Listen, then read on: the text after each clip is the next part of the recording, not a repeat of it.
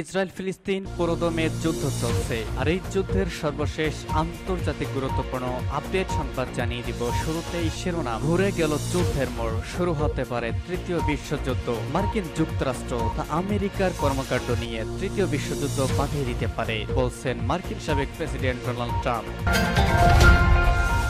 এরপর জানিয়ে দিব, লেবাননে যে কোনো মুহূর্তে সর্বাত্মক হামলা ইসরায়েলের, এবার যুদ্ধ বাঁধতে পারে ভয়াবহ আকারে। আরো জানিয়ে দিব, হাত পেতে পশ্চিমাদের সামরিক কৌশল শিখে নিচ্ছে চীন, এবার ভয়াবহ বিপদে পড়তে পারে মার্কিন যুক্তরাষ্ট্র সহ পশ্চিমারা। এদিকে ইউক্রেনের গুরুত্বপূর্ণ শহর খার্কিভে আরো সেনা ও সরঞ্জাম পাঠাচ্ছে ইউক্রেন বলছে রাশিয়া। এবং সর্বশেষ জানিয়ে দিব, যুক্তরাষ্ট্রের বিরুদ্ধে উত্তর কোরিয়াকে সমর্থনের অঙ্গীকার রাশিয়ার প্রেসিডেন্ট ভ্লাদিমির পুতিনের। ভিউয়ার্স, শুনছিলেন সংবাদ শিরোনাম, এখন জানিয়ে দিব বিস্তারিত। তবে তার আগে অনুরোধ থাকবে আমাদের চ্যানেলটিকে সাবস্ক্রাইব করার জন্য এবং নিত্য নতুন আপডেট, আন্তর্জাতিক গুরুত্বপূর্ণ আপডেট সংবাদ শুনতে আমাদের সাথেই থাকার জন্য। এবং এই ভিডিও সম্পর্কে আপনার মূল্যবান মতামত কমেন্টস বক্সে লিখে জানিয়ে দিন, এবং এর পাশাপাশি লিখে জানিয়ে দিন আপনি আমাদের সংবাদ কোথা থেকে দেখছেন এবং শুনছেন। এতক্ষণ শুনছিলেন গুরুত্বপূর্ণ সংবাদ শিরোনাম, এখন জানিয়ে দিব বিস্তারিত। আমেরিকার কর্মকাণ্ড তৃতীয় বিশ্বযুদ্ধ বাঁধিয়ে দিতে পারে বলছেন ট্রাম্প। সাবেক মার্কিন প্রেসিডেন্ট ডোনাল্ড ট্রাম্প আবার ওয়াশিংটনের বর্তমান নেতৃত্বের কারণে তৃতীয় বিশ্বযুদ্ধ বেঁধে যেতে পারে বলে সতর্ক করে দিয়েছেন। সাবেক মার্কিন প্রেসিডেন্ট ট্রাম্প বিগত কয়েক বছর ধরে বর্তমান প্রেসিডেন্ট জো বাইডেনের কর্মকাণ্ডের তীব্র সমালোচনা করে এসেছেন। সাম্প্রতিক সপ্তাহগুলোতে তিনি নিজ সমর্থকদের সমাবেশগুলোতে বক্তব্য রাখতে গিয়ে বিভিন্ন মার্কিন যুক্তরাষ্ট্রের ব্যর্থতার জন্য ব্যক্তি জো বাইডেনকে দায়ী করেছেন। ট্রাম্প বলেছেন, জো বাইডেন মার্কিন যুক্তরাষ্ট্রের ইতিহাসে সবচেয়ে খারাপ প্রেসিডেন্ট। পার্স টুডে জানিয়েছে, ট্রাম্প যুক্তরাষ্ট্রের ডেট্রয়েটে তার সর্বশেষ বক্তব্যে দাবি করেছেন তিনি তার প্রেসিডেন্সির মেয়াদকাল 2017 থেকে 2021 সাল পর্যন্ত কোনো যুদ্ধ শুরু করেননি। তিনি এই প্রতিশ্রুতিও দিয়েছেন যে আবার হোয়াইট হাউসের ক্ষমতায় ফিরতে পারলে তিনি ইউক্রেন যুদ্ধের পরিবর্তে শান্তি প্রতিষ্ঠায় মনোযোগী হবেন। ট্রাম্প বলেছেন, বাইডেনের দুর্বলতা ও ব্যর্থতা মার্কিন যুক্তরাষ্ট্রকে বড় ধরনের বিপদের সম্মুখীন করেছে। আগামী নভেম্বরে যুক্তরাষ্ট্রে অনুষ্ঠিত প্রেসিডেন্ট নির্বাচনে বাইডেনের প্রধান প্রতিদ্বন্দ্বী ডোনাল্ড ট্রাম্প তিনি তার বক্তব্যে আরো বলেছেন, মার্কিন যুক্তরাষ্ট্রে আমাদের সমস্যার অন্ত নেই, তবে সবচেয়ে খারাপ যেটি হতে পারে সেটি হচ্ছে তৃতীয় বিশ্বযুদ্ধ শুরু হওয়া, কারণ আমাদের এমন একজন অযোগ্য প্রেসিডেন্ট আছেন যার এই পদে বসাই উচিত হয়নি। ট্রাম্প এর আগে দাবি করেছিলেন যে তিনি যদি হোয়াইট হাউসে থাকতেন তাহলে কখনোই ইউক্রেন যুদ্ধ শুরু হতে পারত না। তিনি আরো বলেছেন, তিনি আবারও হোয়াইট হাউসে ফিরতে পারলে 24 ঘন্টার মধ্যেই ইউক্রেন যুদ্ধ বন্ধ করে দিবেন। লেবাননে যে কোনো মুহূর্তে সর্বাত্মক হামলা ইসরায়েলের। হিজবুল্লাহ ইসরায়েল উত্তেজনার প্রেক্ষাপটে লেবানন যুদ্ধের পরিকল্পনা অনুমোদন করেছেন ইসরায়েলি বাহিনীর উত্তরাঞ্চলীয় কমান্ডার প্রধান মেজর জেনারেল ওরি গার্টন এবং অপারেশনস ডিরেক্টরেটের প্রধান মেজর জেনারেল ওয়াদেদ বাসিউ। এক বিবৃতিতে ইসরায়েলি বাহিনী জানায়, জেনারেলরা মূল্যায়ন করে লেবাননে হামলার অপারেশনাল পরিকল্পনা অনুমোদন করেছেন। শীর্ষ কমান্ডাররা স্থল বাহিনীকে দ্রুত প্রস্তুত করার সিদ্ধান্ত গ্রহণ করেছেন। ইসরায়েল হিজবুল্লাহ উত্তেজনার প্রেক্ষাপটে বৃহত্তর যুদ্ধ শুরু হয়ে যেতে পারে বলে শঙ্কার মধ্যেই ইসরায়েল এই ঘোষণা দিল। ইসরায়েল সতর্ক করে দিয়ে বলেছে, 7 অক্টোবর হামাসের ইসরায়েলের অভ্যন্তরে হামলার পর তারা আর তাদের সীমান্তে হিজবুল্লাহর উপস্থিতি বরদাস্ত করবে না। তারা জানিয়েছেন, কূটনৈতিক সমাধান না হলে সামরিক ব্যস্ততার মাধ্যমে হিজবুল্লাহকে উত্তর দিকে ঠেলে দেওয়া হবে। এদিকে ইসরায়েলি সামরিক বাহিনী গতকাল রাতেই জানিয়ে দিয়েছে তাদের বিমান প্রতিরক্ষা ব্যবস্থা গেসার জাহিব উপকূলে একটি সন্দেহভাজনকে ড্রোনকে গুলি করে ভূপাতিত করেছে। ইসরায়েলি বাহিনী জানিয়েছে তাদের যুদ্ধ বিমানগুলো দক্ষিণ লেবাননে বেশ কয়েকটি হিজবুল্লাহ টার্গেটে হামলা চালিয়েছে। এর আগে মঙ্গলবার হিজবুল্লাহ একটি 10 মিনিটের ভিডিও ফুটেজ প্রকাশ করেছে। এতে দেখা যায় হিজবুল্লাহর একটি পর্যবেক্ষণ ড্রোন হাইফা বন্দর সহ উত্তর ইসরায়েলের উপর দিয়ে উড়ে গেছে।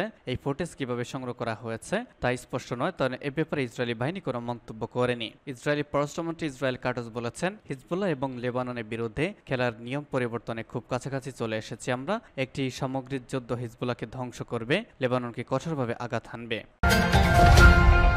ভাত পেতে পশ্চিমাদের সামরিক কৌশল শিখে নিচ্ছে চীন। সামরিক শক্তিতে চীনের ওপর আছে কেবল যুক্তরাষ্ট্র ও রাশিয়া, তবে শত্রু দেশ যুক্তরাষ্ট্রকে মোকাবেলা করতে র্যাঙ্কিংয়ে পিছিয়ে থাকার সুযোগ নেই। তাই এবার মোক্ষম এক কৌশল বেছে নিয়েছে চীন। গোয়েন্দা প্রতিবেদন বলছে, চীনের নতুন কৌশল মরণবান হয়ে পড়তে পারে পশ্চিমাদের জন্য।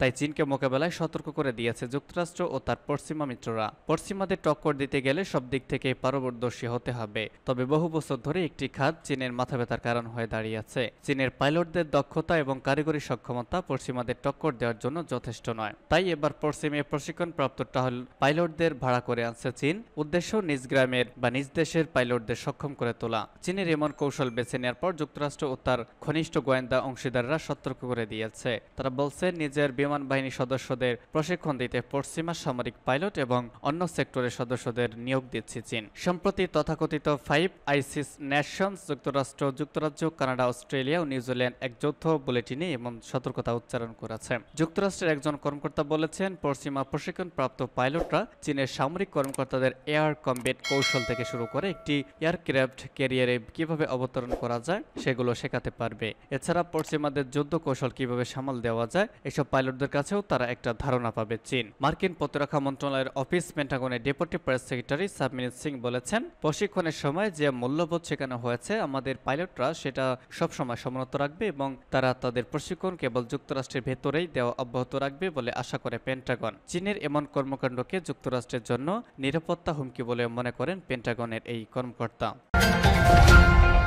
খার্কিভে আরও সেনা ও সরঞ্জাম পাঠাচ্ছে ইউক্রেন, বলছে রাশিয়া। ইউক্রেনের উত্তর পূর্বাঞ্চলীয় খার্কিভ অঞ্চলে কিছু অংশে যুদ্ধ চলছে। সেসব এলাকা দখলে নেওয়ার চেষ্টা করছে রাশিয়া। তবে রুশ বাহিনীকে মোকাবেলা করতে সেখানে আরও সেনা ও সরঞ্জাম পাঠাচ্ছে ইউক্রেন। এই তথ্য জানিয়েছে এক রুশ কর্মকর্তা। ব্রিটিশ বার্তা সংস্থা রয়টার্স এই খবর জানিয়েছে। ইউক্রেনের প্রেসিডেন্ট ভলোদিমির জেলেনস্কি বলেছেন, কিয়েভ বাহিনী প্রতিদ্বন্দ্বিতাপূর্ণ এলাকা থেকে রুশ সেনাদের ধীরে ধীরে সরিয়ে দিচ্ছে। এর আগে জেলেনস্কির শীর্ষ কমান্ডার ভবিষ্যৎবাণী করেছিলেন যুক্তরাষ্ট্রের তৈরি F-16 যুদ্ধবিমান সহ অত্যাধুনিক পশ্চিমা সরঞ্জাম ইউক্রেনে না আসা পর্যন্ত প্রতিদ্বন্দ্বিতাপূর্ণ এসব এলাকায় এগিয়ে যাওয়ার চেষ্টা করবে মস্কো। গত মাসে খার্কিভ অঞ্চলে কিছু অংশ অতিক্রম করেছে রুশ বাহিনী। তখন সেনারা প্রায় 1 ডজন গ্রাম দখল করেছে বলেও দাবি করেছিলেন রুশ কর্মকর্তারা। মস্কো নিয়ন্ত্রিত খার্কিভ অঞ্চলে রুশপন্থী গভর্নর ভিটালি গানসেভ বলেছেন, সীমান্তের 5 কিলোমিটার 3 মাইল ভেতরে ভোভসানস্কের নিকটবর্তী এলাকায় ইউক্রেনের সর্বশেষ পাল্টা হামলার মোকাবেলা করছে রুশ বাহিনী। রুশ বার্তা সংস্থাকে গানচেভ বলেছেন, খার্কিভ সেক্টরে এখনো লড়াই চলছে।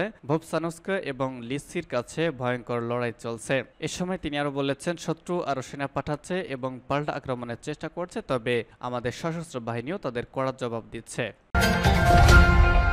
যুক্তরাষ্ট্রের বিরুদ্ধে উত্তর কোরিয়াকে সমর্থনের অঙ্গীকার পুতিনের। 2 দশকের বেশি সময় পর উত্তর কোরিয়ায় গেছেন রাশিয়ার প্রেসিডেন্ট ভ্লাদিমির পুতিন। সেখানে গিয়ে দেশটিকে সমর্থনের প্রতিশ্রুতি দিয়েছেন তিনি। মঙ্গলবার পুতিন অঙ্গীকার করেছেন যে যুক্তরাষ্ট্রের বিরুদ্ধে তিনি উত্তর কোরিয়াকে সহায়তা করবেন, খবর রয়টার্সের। এছাড়া পুতিন উত্তর কোরিয়ার সঙ্গে নিরাপত্তা ও বাণিজ্যিক সম্পর্ক আরও গভীর করার প্রতিশ্রুতি দিয়েছেন। উত্তর কোরিয়ার রাষ্ট্রীয় মিডিয়ায় প্রকাশিত এক নিবন্ধে বলা হয়েছে, পুতিন উত্তর কোরিয়ার সর্বোচ্চ নেতা কিম জং উনের প্রশংসা করেছেন। সেই সঙ্গে যুক্তরাষ্ট্রের হুমকি, ব্ল্যাকমেইল ও অর্থনৈতিক চাপ মোকাবেলায় উত্তর কোরিয়ার প্রশংসা করেছেন পুতিন। অন্যদিকে উত্তর কোরিয়ার রাষ্ট্রীয় গণমাধ্যম রাশিয়া প্রশংসা করেছে এবং ইউক্রেনে তার সামরিক অভিযানকে সমর্থন করে আর্টিকেল প্রকাশ করেছে। সেখানে ইউক্রেন যুদ্ধকে কেবল রাশিয়ানদের পবিত্র যুদ্ধ বলে উল্লেখ করা হয়েছে। ইউক্রেন যুদ্ধে ব্যবহারের জন্য রাশিয়াকে কয়েক ডজন ব্যালিস্টিক ক্ষেপণাস্ত্র এবং 11,000-এর বেশি কন্টেইনার অস্ত্র সরবরাহ করেছে উত্তর কোরিয়া। যুক্তরাষ্ট্রে এমন অভিযোগের পরেই পুতিন দেশটিতে রাষ্ট্রীয় সফরে গেলেন।